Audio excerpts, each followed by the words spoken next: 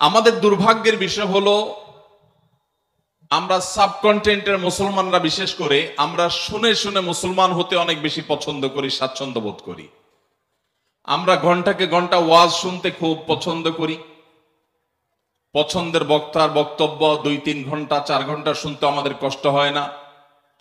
রাত 12টা-1টা পর্যন্ত এদেশে বহু ওয়াজ মাহফিল হয়, কিন্তু 1 ঘন্টার জন্য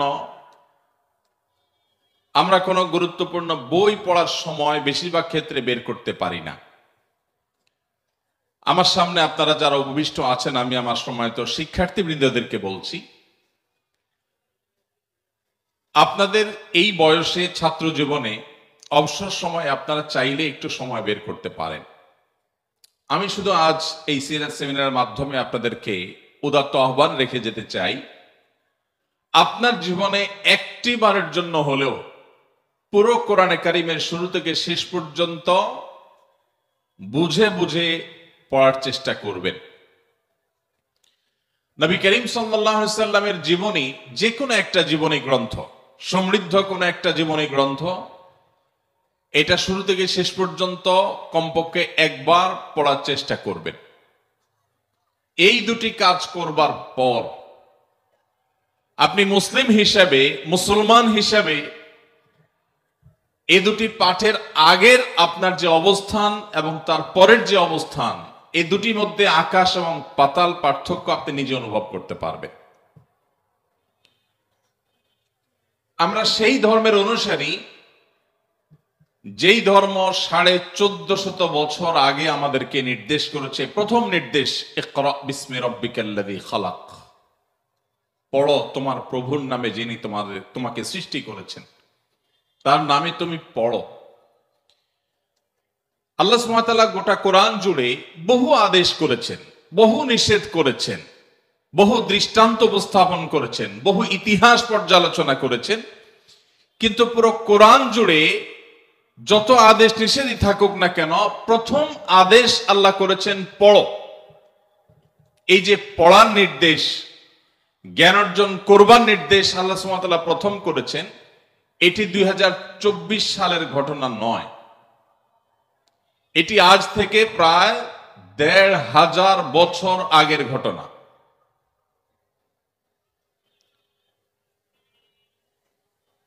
দেড় হাজার বছর আগের পৃথিবী যদি আমরা একটু কল্পনা করি, তাহলে আমাদের স্মৃতিপটে কি ভাসতে পারে? আমরা আমাদের দেশের প্রেক্ষাপটে যদি বলি, সম্মানিত শিক্ষক বৃন্দ বা যারা সিনিয়র আছেন, 40 বা 50 প্লাস যাদের এইজ হয়ে গেছে, তারা বলতে পারবেন যে আমাদের এই দেশেও 20-30 বছর আগেও গ্রামাঞ্চলে অনেক মানুষ ছিল, ছেলে মেয়েদেরকে বলতো এত পড়ালেখা করে কি হবে, খেতে যায় কাজ করো। এখন এমন একটা সময় এসেছে, একজন খেটে খাওয়া দিনমজুর ভাই তিনিও তার ছেলে মেয়েকে জ্ঞান অর্জন করাবার, পড়ালেখা করাবার গুরুত্ব তিনি বোঝেন। এই যদি হয় 20-30 বা 40 বছর আগের বাংলাদেশের কথা, তাহলে 1500 বছর আগের পৃথিবীর অবস্থা কেমন ছিল? সেই সমাজের বুকের উপর দাঁড়িয়ে মুহাম্মদ সাল্লাল্লাহু আলাইহি সাল্লাম উচ্চারণ করেছিলেন প্রথম নির্দেশ আল্লাহর পক্ষ থেকে পাওয়া ওয়াহি, ইকরা বিসমি রাব্বিকাল্লাযী খালাক। আজ পৃথিবীর এই চাকচিক্য দেখে যে সমস্ত মুসলিম ভাইয়েরা আমার ইসলাম নিয়ে হীনম্মন্যতায় ভুগছেন,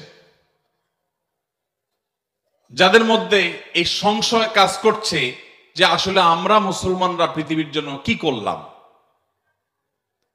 ইউরোপিয়ানরা আমাদেরকে সব দিয়েছে, পশ্চিমারা আমাদেরকে জীবনমানকে উন্নত করেছে, তাদের গবেষণা, তাদের থিওরি, তাদের জ্ঞান বিজ্ঞান, তাদের টেকনোলজি, তাদের শিল্প, এসব কিছু দ্বারা আমরা উপকৃত হচ্ছি। অ্যাজ এ মুসলিম, আমার পূর্বপুরুষরা পৃথিবীকে কি দিয়ে গেছে, এটা নিয়ে দীর্ঘ আলোচনা করবার সুযোগ নেই। আমি শুধুমাত্র রেকমেন্ড করলাম যদি সুযোগ থাকে মুসলমানদের পতনে বিশ্ব কি হারালো, বইটির অনুবাদ আর আরবি নাম, মূল বইয়ের নাম হলো মাজা খাসিরাল আলাম বিন হায়াতাতুল মুসলিমিন। বিভিন্ন ভাষায় অনুবাদ হয়েছে, বাংলায় একাধিক পণ্ডিত ব্যক্তি অনুবাদ করেছেন। তো এই বইটি আপনি পড়লে আপনার এই প্রশ্নের উত্তর পেয়ে যাবেন। মুহাম্মদ সাল্লাল্লাহু আলাইহি সাল্লাম তিনি পৃথিবীকে কি দিয়ে গেছেন?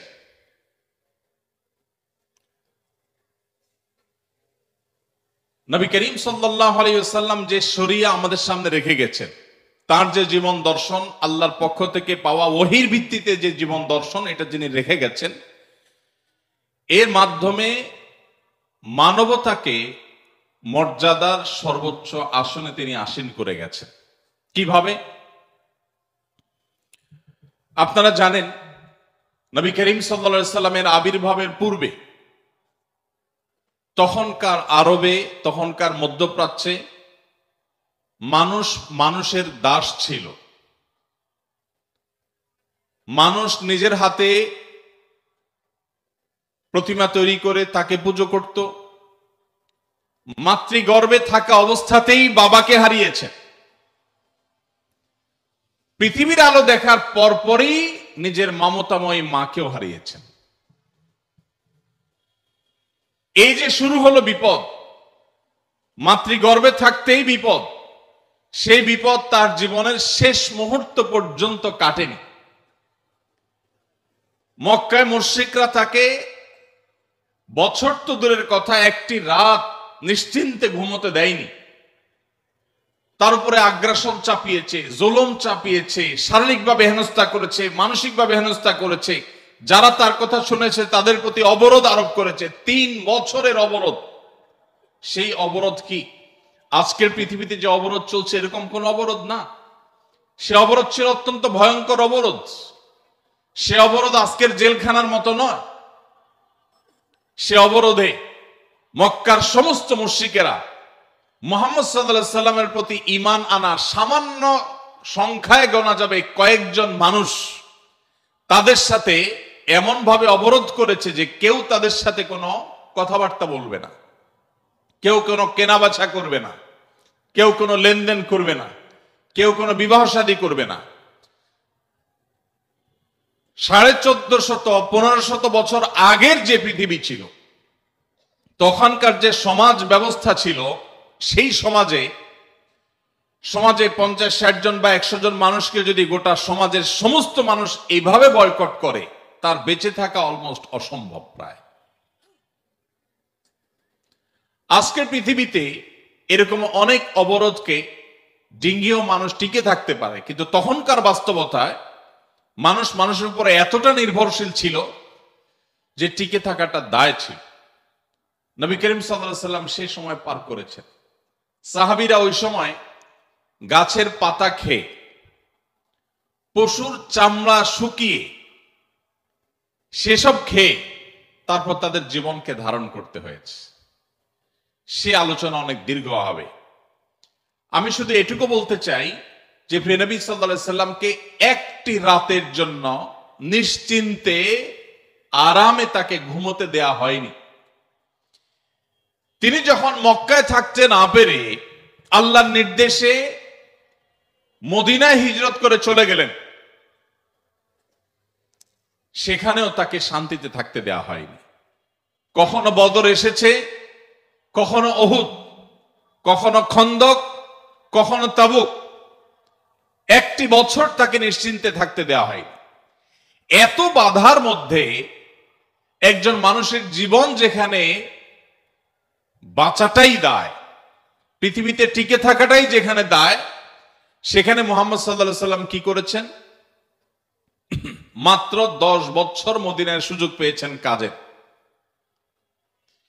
এত বাধার মধ্যে থেকেও তার কাজকে তিনি এত সূক্ষ্মভাবে, এত সুচারুরূপে কাজটি সম্পাদন করেছেন যে 10 বছরে তিনি তার মিশনকে, তাওহীদ এবং একত্ববাদের দাওয়াতকে, ইসলামকে পৃথিবীর প্রান্তে প্রান্তরে প্রতিটি জায়গায় পৌঁছাবার ব্যবস্থা করে তার মিশনকে পাতাল থেকে আকাশে তুলে রেখে তারপর দুনিয়া থেকে গেছেন। সম্মানিত ভাইরা, 10 বছর তো আমাদের জীবনে একটা পরিবারের যে অবস্থা সেটা পরিবর্তন করার জন্য যথেষ্ট হয় না। আপনারা পড়াশোনা শেষ করে যখন চাকরিতে ঢুকবেন বা কোনো উদ্যোক্তা হবেন, কোনো ব্যবসা বাণিজ্য, কোনো একটা কিছু শুরু করবেন, 10 বছর তো গোছাতে গোছাতেই লাগে।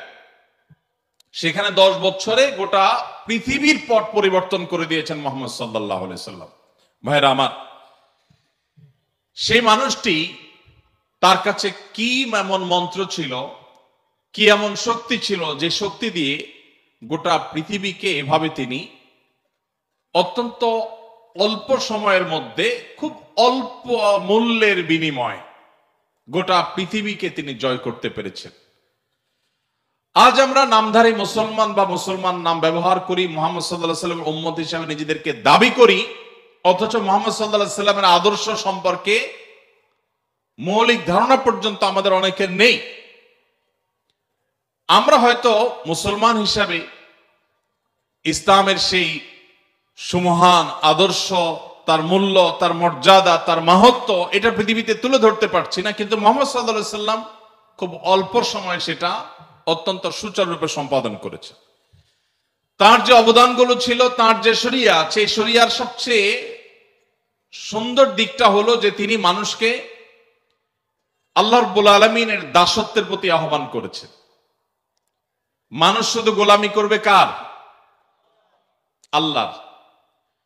আল্লাহ ছাড়া অন্য কারোর যদি কেউ গোলামি করে, দাসত্ব করে, এটাকে মানবতার জন্য সবচেয়ে বড় অপমান হিসেবে উল্লেখ করা হয়েছে।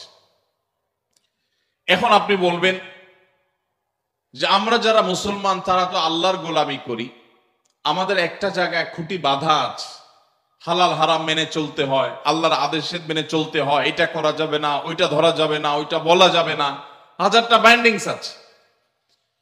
কিন্তু আমরা আমাদের যে সমস্ত বন্ধুদেরকে দেখি তারা মুক্ত মনা।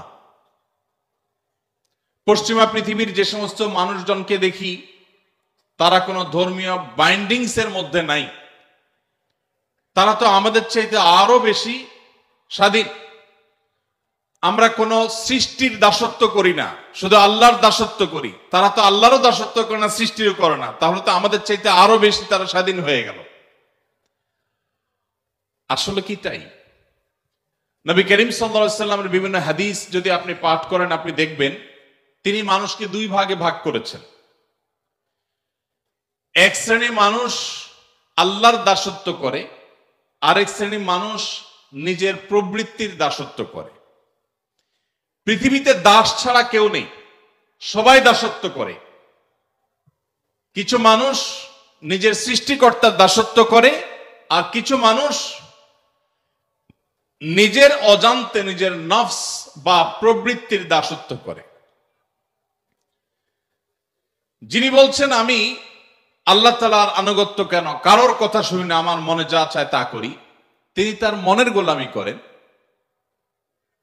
এবং তার মন তাকে যখন যেদিকে যখন ঘুরায় তখন সে সেদিকে ঘুরে। আল্লাহ রাব্বুল আলামিনের গোলামি যারা করেন তাদের এই দাসত্ব, এটা তাদের মনে কখনো সংকীর্ণতা তৈরি করে না। সাধারণত দাসত্ব তো অনেক বড় কথা।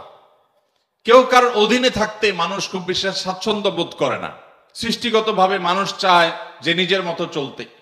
কারোর খবরদারি, কারোর কর্তৃত্বের অধীনে থাকা মানুষের কাছে কখনোই ভালো লাগে না। কিন্তু আল্লাহ রাব্বুল আলামিনের দাসত্ব, এটা যদি কেউ প্রকৃত অর্থে অবলম্বন করে থাকে, এটার এক্সারসাইজ যদি কেউ করে, এটার চর্চা যদি কেউ করে, তাহলে এই লোক আল্লাহর দাসত্ব করেও মানসিক যে প্রশান্তি এবং সুখ অনুভব করে, পৃথিবীর তথাকথিত মুক্তমনা, কোন ধর্মের অনুসরণ ছাড়া, সৃষ্টিকর্তার বিশ্বাস থেকে মুক্ত থেকে পৃথিবীতে মানুষ কখনো এতটা মানসিক সুখ বা শান্তি পেতে পারে না। আপনি নিজে আল্লাহ রাব্বুল আলামিনের দাসত্ব যদি কিছু কাল করে দেখেন, ফার্সি ভাষায় একজন কবি বলেছেন, সালেহাতু সঙ্গে বুদিল খারাস আজমুদে এক জামানা খাকে বাস। বহুকাল তো আপনি পাথর হয়েছিলেন, মনে যা চেয়েছে তা করে বহুকাল বেরিয়েছেন। কিছু কালের জন্য পরীক্ষা করে হলেও একটু মাটি হয়ে দেখুন, আল্লাহ সুবহানাহু ওয়া তাআলার গোলামি এবং দাসত্বকে অবলম্বন করে দেখুন। আল্লাহর শপথ করে বলছি, আপনি আল্লাহর সামনে আপনার মাথাকে যখন অবনত করে আপনি তাসবিহ নিবেদন করবেন, আল্লাহর পবিত্রতা জ্ঞাপন করবেন, আপনার যে কোনো বিপদে, যে কোনো কষ্টে যখন দুহাত তুলে চোখের পানি ছেড়ে দিয়ে আল্লাহর কাছে আপনার মনের কথাগুলো তুলে ধরবেন, আপনি হালকা অনুভব করবেন। কোনো মানুষের কাছে যদি আপনি যে নিজের চাওয়ার কথা বলেন, কোনো মানুষের কাছে যদি আপনি কোনো কিছু বলেন, হাত পাতেন, তো মানসিকভাবে আপনার কষ্ট হবে, আপনার দুঃখ হবে, অপমান বোধ হবে, লাঞ্ছনা অনুভব হবে যে আমি অমুকের কাছে ছোট হয়েছি। কিন্তু আপনি আপনার সৃষ্টিকর্তাকে যদি কখনো সেজদা নিবেদন করে থাকেন, আপনি যদি কখনো আল্লাহর শানে সেজদা দিয়ে তার পবিত্রতা জ্ঞাপন করেন, পুরো অস্তিত্বকে যদি আপনি বিলীন করে দিয়ে থাকেন, আপনার এই জীবনে সবচেয়ে সুখে কাটা মুহূর্তগুলোর মধ্যে একটি অনুভব করবেন সেই পবিত্র সিজদাকে। ভাইরা আমার, এখানে অলৌকিক, অদৃশ্য এবং অবর্ণনীয় এক সুখ আল্লাহ সুবহানাহু ওয়া তাআলা রেখেছেন শুধু আল্লাহর গোলামি এবং দাসত্বের মধ্যে, যেটা মানুষ খেয়াল খুশি মতো চলে তার জীবনে কখনো অর্জন করতে পারে না। পৃথিবীর যে সমস্ত দেশের বা যে সমস্ত অঞ্চলের মানুষ নিজেদেরকে অনেক বেশি স্বাধীন মনে করে, আল্লাহ সুবহানাহু ওয়া তাআলার দাসত্বের শৃঙ্খল থেকে যারা তাদেরকে মুক্ত মনে করেন, সেই মানুষগুলোর এনভায়রনমেন্ট, তাদের পরিবেশ, তাদের প্রকৃতি আমাদের চাইতে অনেক সুন্দর। আপনারা যারা গিয়েছেন তারা বলতে পারবেন। ইউরোপের সে সমস্ত দেশগুলো, পশ্চিমা পৃথিবীর সে সমস্ত জায়গাগুলো মনে হবে ছবির মতো। গোটা দেশ লেক আর রং বেরঙের গাছে পরিপূর্ণ, মনে হবে যে সেই জান্নাতের যে বিবরণ শুনেছি দুনিয়াতে তার একটা নমুনা, যেন এত চমৎকার প্রকৃতি। অর্থনৈতিকভাবে সে রাষ্ট্র, সে সমাজ এতটা বলিষ্ঠ যে তাদের অভাব বলতে কিচ্ছু নেই। তাদের অবকাঠামো এত সুন্দর, এত চমৎকার যে কোনো রাস্তাঘাট, কোনো কালভার্ট, কোনো বিল্ডিং, কোনো স্থাপনা, কোনো জায়গায় আপনি ত্রুটি খুঁজে পাবেন না, খুঁত খুঁজে পাবেন না। যেদিকে চোখ যাবে শুধু নিখুঁত আর নিখুঁত দেখতে পাবেন। এত ডিসিপ্লিন, এত শৃঙ্খলা, মুগ্ধ হওয়ার মতো সব কিছু সেখানে আছে। এবং প্রতি বছর একবার করে বিশ্বের সুখী দেশের তালিকা হয়, সে তালিকায় তারা শীর্ষে থাকে। 1, 2, 3, 4, 5, 6 সব তাদের দখলে থাকে, সবচেয়ে সুখী দেশ। ইন্টারেস্টিং বিষয় হলো, সবচেয়ে সুন্দর অবকাঠামো, সবচেয়ে সুন্দর প্রকৃতি, সবচাইতে অর্থনৈতিকভাবে বলিষ্ঠ দেশ, অপরাধ প্রবণতার সবচেয়ে কম, সবচেয়ে ডিসিপ্লিন এবং সুশৃঙ্খলার দেশ, এমনকি সুখী দেশের তালিকায় শীর্ষে থাকা দেশগুলো, সেগুলোতে আপনি যদি খোঁজ খবর নেন, একটু গুগল করে দেখেন, আপনি দেখবেন আত্মহত্যার প্রবণতা পৃথিবীর সবচাইতে বেশি। অথচ আফ্রিকাতে আপনি মুসলিমদের দেখবেন মাসকে মাস খাবার পাচ্ছে না। তাদের দেশের মাটির নিচে থাকা খনিজ সম্পদ পৃথিবীর মোড়ল দেশগুলো লুণ্ঠন করছে শান্তি রক্ষার নামে, যেটা ওপেন সিক্রেট, আপনারা সবাই জানেন।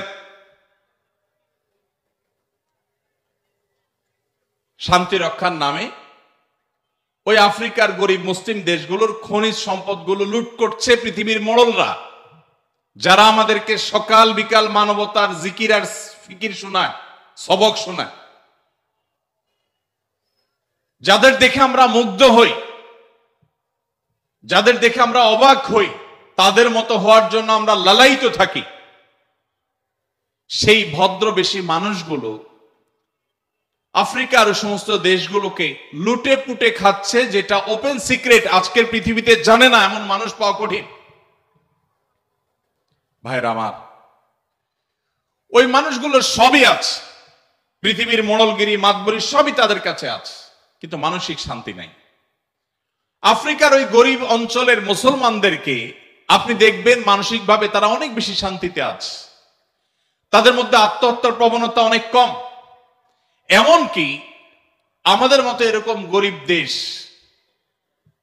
যে দেশটির হাজারটা সমালোচনা করার দিক পাবেন আপনি, অথচ আমাদের এই প্রিয় স্বদেশেও আপনি তাদের মতো আত্মহত্যার প্রবণতা দেখবেন না।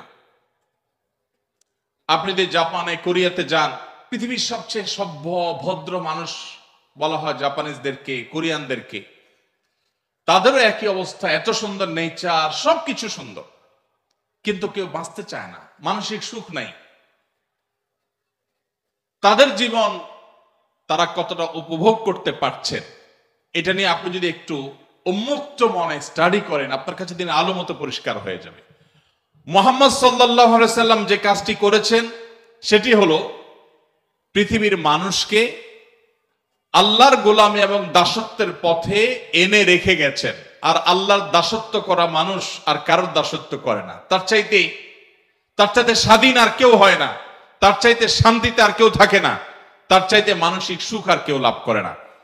এই জিনিসটি মুহাম্মদ সাল্লাল্লাহু আলাইহি সাল্লাম আমাদেরকে দিয়ে গেছে।